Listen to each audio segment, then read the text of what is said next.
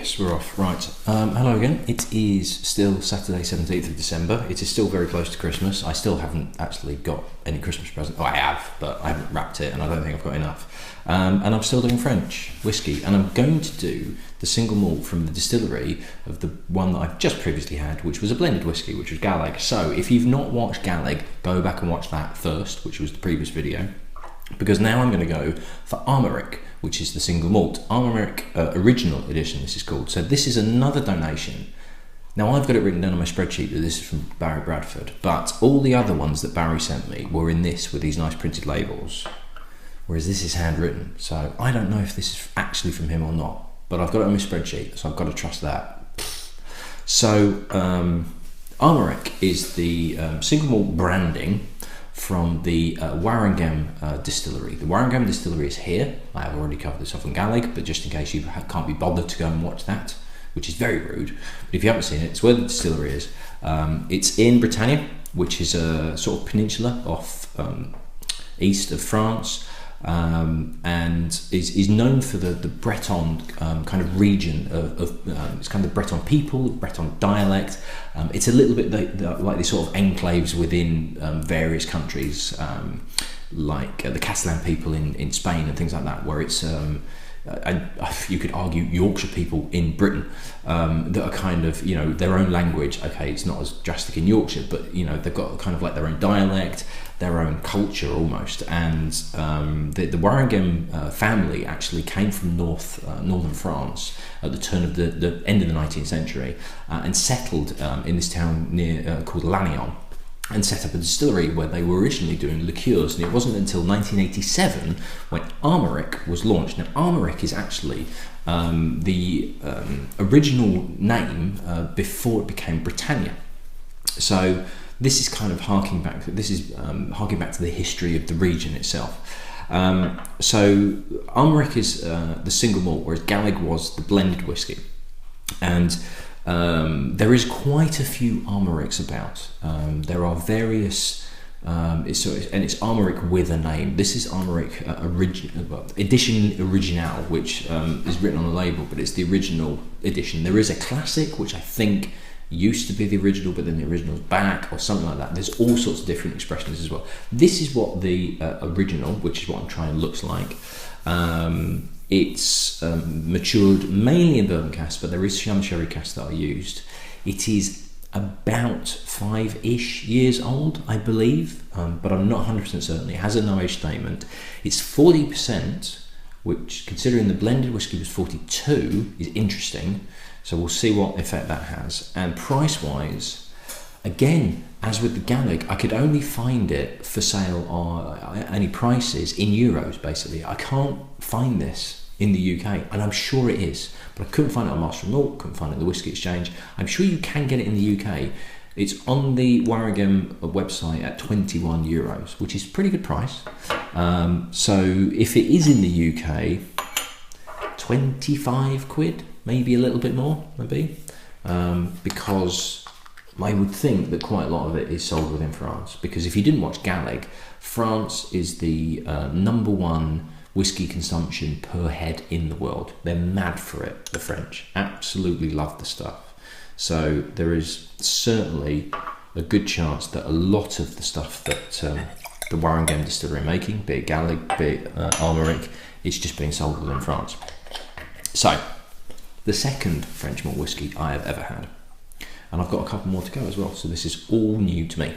So, colouring wise, not too dissimilar actually to, I'm not even sure if you're going to pick that up, but the colouring is almost identical to the Galleg. So whether some's been added in, whether they're adding colouring, whether they're adding colouring or not, I don't know. But the colour really is very, very similar. It's kind of a pale gold, but it's healthy. It's got kind of a crispness to it. Now, I can do a direct comparison with the Galleg, having literally just had it and also having a little bit in here. And in the Galleg with that grain whiskey, there was a slight edge to it, which is there. With the Armorik, it's a bit more fuller. and there's a sweetness to it, and there's a depth to it which isn't there on the blend. But there's an odd, it's not quite nail varnish, it's not quite paint, it's not quite paint thinner, but it's something, and chemical is to a detriment, but there's something slightly acetone, slightly chemically, but not in a bad way. It kind of works, but I can imagine it might put some people off. There is this sweetness, but there is also a kind of like a weird sharp edge, which is slightly not off-putting, but it contrasts, and it's quite a juxtaposition as well. Unusual, an unusual nose, I'll put it that way.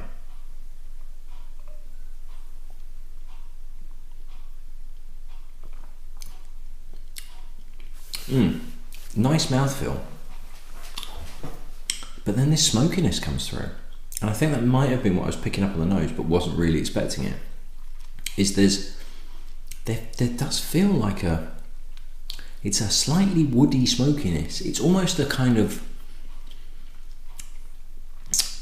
when you've had a fire outside in the garden, and you've had quite a thick log that's burnt, so it's burnt and smouldering, and then it rains, so the wood is still warm and burnt, but it's also slightly wet with the rain, and it's kind of like this, where it's a slightly woody, slightly smoky, slightly damp feel on the palate.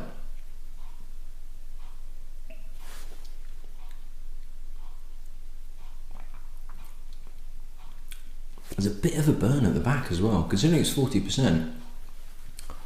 It's an unusual palate, and to be honest, I'd probably give the Gallic blended the edge over this.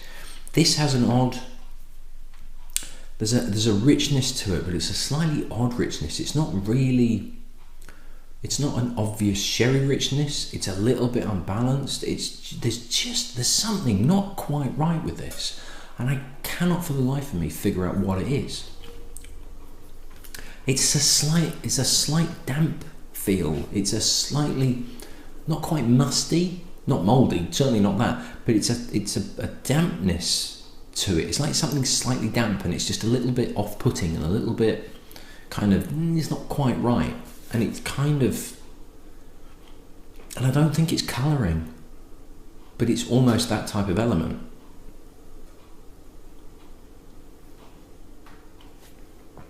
There are parts to it that are quite nice. There is a sweetness to it, but it turns a little bit cloying after a while. There is an oaky bite to it, but again, that sort of softens and goes a bit wet. And there's elements that don't really balance out, but then just sort of collapse and go a bit flabby. And yes, it's an odd one. And it doesn't quite work, and it's a shame really, because the Gallic was actually very, very pleasant indeed. You know, a good blended whiskey and a good advert for a French whiskey.